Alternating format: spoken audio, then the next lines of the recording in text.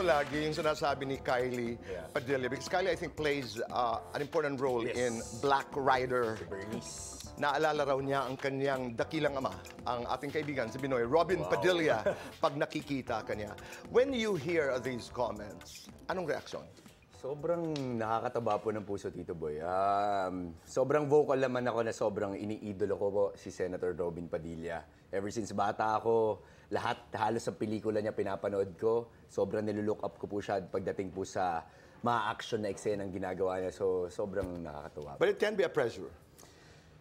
Pressure po, Tito Boy. Hindi naman po talaga mawawala yung pressure. But I guess, sanay po ako sa pressure ever since bata ako. Tama. I've been, alam mo yun, parang sanay ako maging underdog. So, nandun na yung pressure ever since. It's a good kind of pressure, ika nga. Okay. Elias Guerrero, pag-usapan natin. Yes. Sino ba si Elias at paano siya naging Black Rider?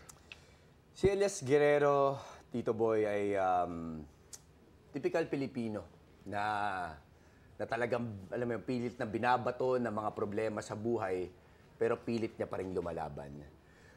May isang insidente na nangyari sa kanyang buhay na hindi po niya matanggap. At siya po ang gagawa ng paraan para po mapaghiganti po niya yung mga taong yun.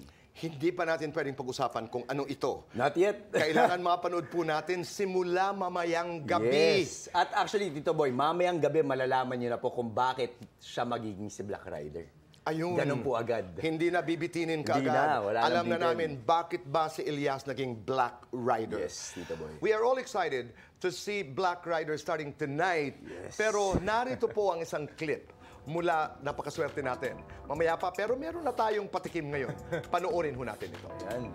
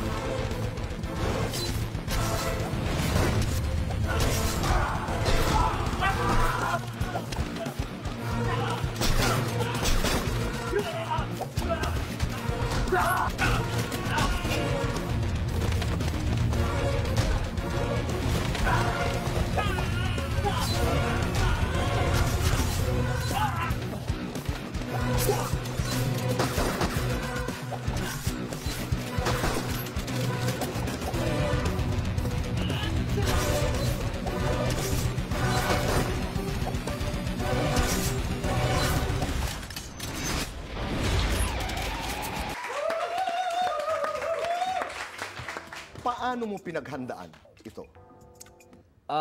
Siguro, Tito Boy, may factor na rin na ever since bata ako, pangarap ko po talaga gumawa ng action. So, nung nalaman ko po na meron pong gagawin ng public affairs ng GMA na isang action na teleserye, sinabi ko po talaga na sana akin to. So, pinag-pray ko, pinagpanata ko po siya na makuha ko po itong proyekto. At yun, binigay po sa akin ng Panginoon Diyos, pinagkatiwala po sa akin ng GMA. So, ever since then, talagang nag-training ako. Iba po kasi ang training ng hand-to-hand combat or talagang, kunyari, ng MMA. Kasi dito, mas cinematic. So, the movements is very, kumbaga, mas malaki. Mas malaking galaw, mas Anong may ibig power. sabihin mo para mas maintindihan So, ko? kunyari, Tito Boy, pag boxing na totoo, dikitan. Ganyan, di ba? Pagka nakipagsuntukan ka.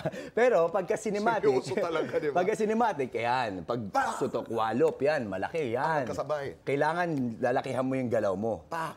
Yes. Galing. Pero pagka boxing, di ba, dikitan. Yan, yan.